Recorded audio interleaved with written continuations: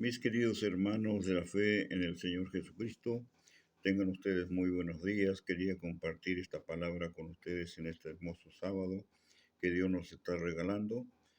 Bueno, agradecemos a Dios por todas las cosas que Él nos da, porque Él es muy bueno para con nosotros, sus hijos, porque somos sus hijos. Eso es lo que Dios nos ha dado, su gran amor de llamarnos hijos de Dios a todos los que hemos creído en Jesucristo. Voy a leer aquí en el Evangelio de San Juan, capítulo 9, donde dice acá la palabra de Dios en el nombre del Señor Jesús. Dice versículo primero en adelante: al pasar Jesús vio a un hombre ciego de nacimiento y le preguntaron sus discípulos diciendo: Rabí, ¿quién pecó, este o sus padres, para que haya nacido ciego? Respondió Jesús: no es que pecó este ni sus padres, sino para que las obras de Dios se manifiesten en él. Me es necesario hacer las obras del que me envió, entre tanto que el día dura. La noche viene cuando nadie puede trabajar, entre tanto que estoy en el mundo, luz soy del mundo. Dicho esto, escupió en tierra e hizo lodo con la saliva y untó con el lodo los ojos del ciego y le dijo: ve a lavarte en el estanque de Siloé, traducido es enviado. Fue entonces y se lavó y regresó viendo. Entonces los vecinos y los que antes le habían visto que era ciego decían: ¿no es este el que se sentaba y mendigaba? Uno decían: él es, otros: a él se parece, y él decía: yo soy. Y le dijeron: ¿cómo te fueron abiertos los ojos? Respondió él y dijo: aquel hombre que se llama Jesús hizo lodo, me untó los ojos y me dijo: ve al Siloé y lávate. Y fui y me lavé y recibí la vista. Entonces le dijeron: ¿dónde está él? Él dijo: no sé.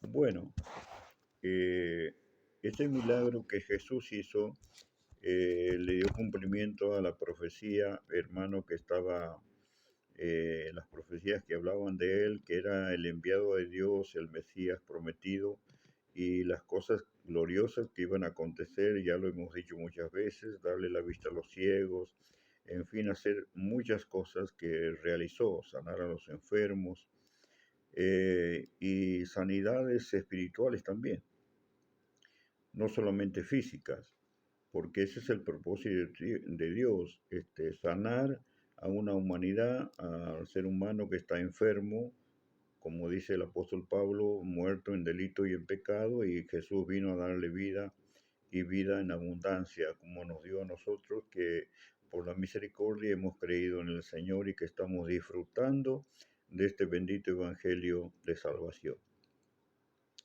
Eh, Quiero hablar un poquito acerca de la ceguera. Este relato es muy bueno porque es un pasaje muy predicado también por hermanos evangelistas que lo usan mucho, predicar los milagros de Jesús. Eh, este hombre nació ciego y, según yo tengo entendido, hay diferentes clases de ceguera física. Algunos nacen viendo bien, pero luego pierden la vista a una cierta edad, bueno, por diversas infecciones o enfermedades, pero este era un hombre que nació ciego, o sea que desde el vientre de su madre, perdón, ocurrió algo en su vista, que ya nació así, de esta forma. Entonces, no era casualidad que pasaban por ahí el Señor con sus discípulos, y entonces uno pregunta: ¿y este que está aquí, que nació así ciego? Dice que pecó él, sus padres, ¿qué pasó? ¿Por qué nació así? Y él dijo: esto es para que se manifieste la gloria del Señor. No pecó él ni sus padres, entonces hace un milagro el Señor. Y usted dirá: ¿y por qué hace lodo con la saliva y le unta los ojos pudiendo dar la palabra? Bueno, porque Él es soberano.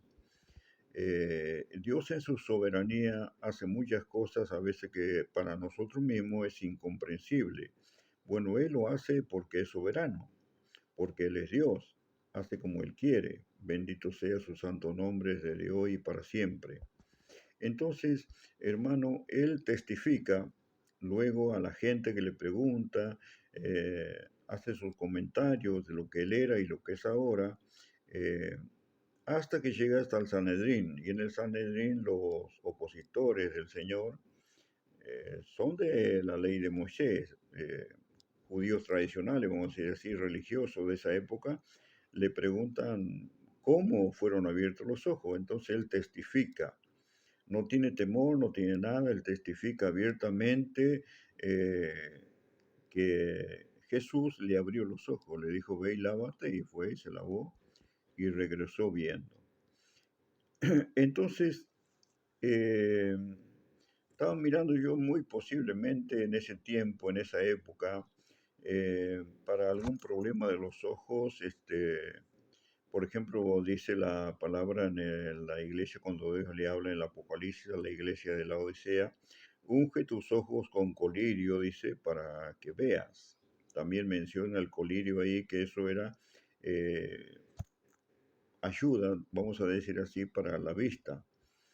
Tenemos el caso del ciego Bartimeo, que posiblemente se dice que este hombre no era ciego, veía, pero no sé por qué cosa perdió la vista, porque no nos olvidemos que él dice, ¿qué quieres que haga por ti? Le pregunta al Señor, él dice que recupere la vista. Y recupera la vista por la fe en el Señor. Entonces, eso era otra clase de milagro que hizo Jesús en Bartimeo. Y muchos milagros, no solamente eso. Sanó leproso, hasta resucitó muertos, hizo cosas maravillosas el Señor y lo sigue haciendo hasta el día de hoy. Bueno, y luego, para ser un poco más corto, está la ceguera espiritual. ¿Y qué nos dice la palabra de Dios acerca de esto? La ceguera espiritual, hermano, viene por causa del enemigo. Nosotros sabemos que Satanás es el enemigo del Señor. Dice que él cegó. Preste atención a esto que dice el apóstol Pablo, está en Corintios. Dice que él cegó el entendimiento de los incrédulos para que no les resplandezca la luz del Evangelio de Cristo. Si hay gente ciega espiritualmente en este mundo, es porque Satanás, el diablo, ha puesto una venda en sus ojos para que no crean, para que no les resplandezca la luz. Jesucristo es la luz. Entonces, para eso es la fe, para eso se predica el Evangelio y que por la fe en Cristo Jesús el hombre puede perder esa venda, ese velo y puede ver la realidad de las cosas. Porque quiera o no, hermano, todos somos seres humanos y la realidad de las cosas es que venimos a este mundo, nacemos, crecemos, fuimos jóvenes, somos después adultos y ya entramos en una etapa de una maduración que se llama vejez. Y bueno, y lamentablemente el hombre es mortal, muere. Y eso es todo, no lleva nada, no trajo nada, ni lleva nada. Esa es la realidad, sea pobre, sea rico. Pero después de esta vida nos encontramos, hermano, con un juicio, todo ser humano, aun aquellos que no se le ha predicado el Evangelio nunca, aun aquellos que no han tenido oportunidad de conocer quién es Dios. Sus conciencias dice que lo excusarán o lo acusarán, sus razonamientos, sus actitudes. Hermano, todo va a haber un juicio, todo, nadie se escapa de todo esto.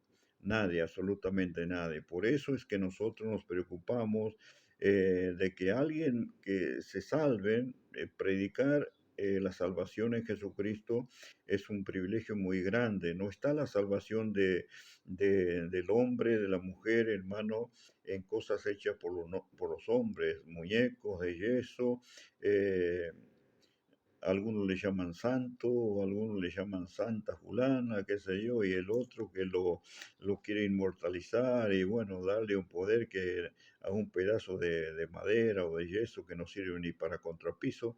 Pero bueno, allá ello, gracias a Dios que nos sacó a nosotros de esa ignorancia por esta bendita palabra gloriosa y maravillosa, que hemos creído en Jesucristo, que es la luz del mundo.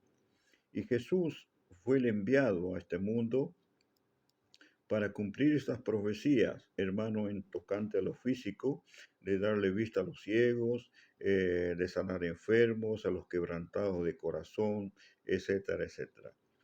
¿Y qué más dice la Biblia acerca de esto?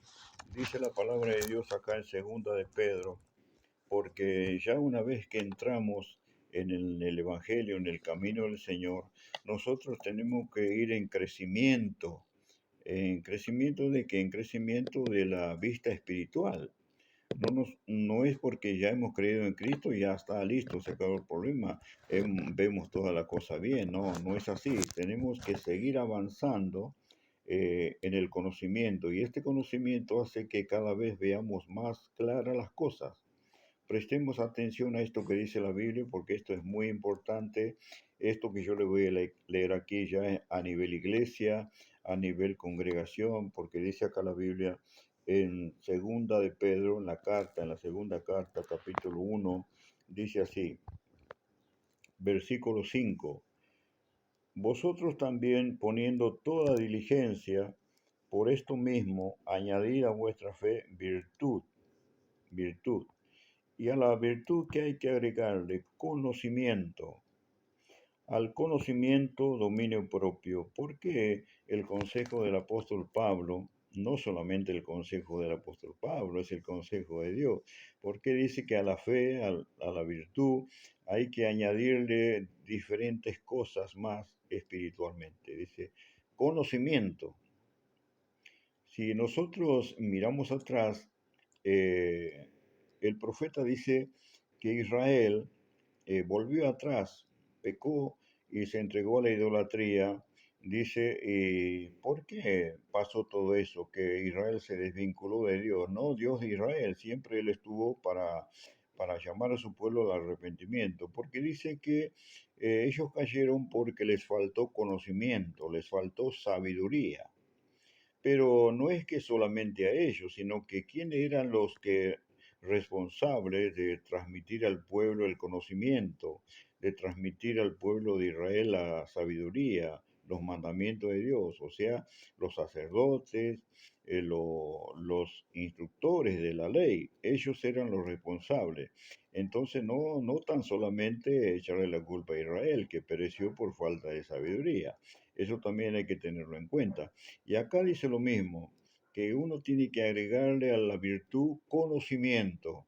Y sabemos quién son los responsables de instruir a la iglesia para que la iglesia cobre, hermano, conocimiento, se corrija por medio de la palabra, para que se amplíe su vista espiritual en el conocimiento de la gloria de Dios. Porque cuando más uno tenga conocimiento de la palabra de Dios, hermano, como yo siempre digo, se va a hacer más grande la fe y se va a convertir en un creyente inamovible, porque el conocimiento a uno le amplía la fe y sabe dónde está pisando. Pero hay un peligro también de que viene acompañado ese conocimiento de la escritura o la revelación de quién es Jesucristo, viene acompañado con el peligro del envanecimiento. No nos olvidemos que el conocimiento tiene que ir acompañado con amor. Si por más que uno tenga lo que tenga, si no tiene el amor, es en vano. El amor siempre tiene que prevalecer sobre todas las cosas, aún sobre el conocimiento. Luego dice, a la virtud conocimiento, al conocimiento dominio propio, al dominio propio paciencia, a la paciencia piedad, a la piedad afecto fraternal, al afecto fraternal amor, porque si estas cosas están en vosotros y abundan, no os dejarán estar ociosos ni sin fruto en cuanto al conocimiento de nuestro Señor Jesucristo. Pero el que no tiene estas cosas tiene la vista muy corta, es ciego, habiendo olvidado la purificación de sus antiguos pecados. El que no tiene estas cosas, lo declara el apóstol Pedro, dice, tiene la vista muy corta, es ciego, no puede avanzar, siempre va a estar ahí, hermano. Yo el otro día estaba leyendo algo tremendo, algo importante. Dice que en los últimos tiempos habrá eh, muchos engañadores que van a apostatar de la fe y dice que tendrán la conciencia cauterizada y que van a enseñar ciertas cosas que no coinciden con los mandamientos de Dios. Y realmente eso es tremendo, tener la conciencia cauterizada. La mente cauterizada es cuando ya no avanza en el conocimiento, y esto es malo porque tenemos que seguir en el crecimiento, hermano, conociendo más a Jesucristo. ¿Y cómo se conoce más a Dios? El apóstol Pablo lo enseña bien, en la faz de Jesucristo. Eso es lo que dice la carta a los Corintios. Conocer a Dios, tenemos que conocer, dice, a Jesús en la faz de Jesucristo. Así está escrito. Ojalá que esto le sea de bendición en este día para su vida, hermano, y no es por ofender a alguien que quizás tenga una enfermedad en su vista físicamente. Es simplemente estuve leyendo y haciendo una comparación de lo que es lo físico y lo espiritual. Y ser ciego espiritual es lo peor que hay. No hay peor ciego que aquel que dice que ve y no quiere ver la realidad de las cosas. Por eso es la conciencia que tenemos que examinarnos a nosotros mismos y vernos por dentro. No podemos ser ciegos tampoco. Tenemos que ver, examinarnos a nosotros mismos en qué estado estamos para con Dios, cómo es nuestra relación con Dios, si estamos abiertos para Dios o no le hemos entregado todo para Dios o todavía Dios demanda algo de nosotros, porque no nos olvidemos que fuimos comprados, que ya no nos pertenecemos a nosotros mismos, tenemos un amo en los cielos, eh, Dios mismo es nuestro Padre Celestial y somos sus hijos, y por más que querramos no podemos hacer lo que nosotros querramos, sino que somos pertenencia de Dios.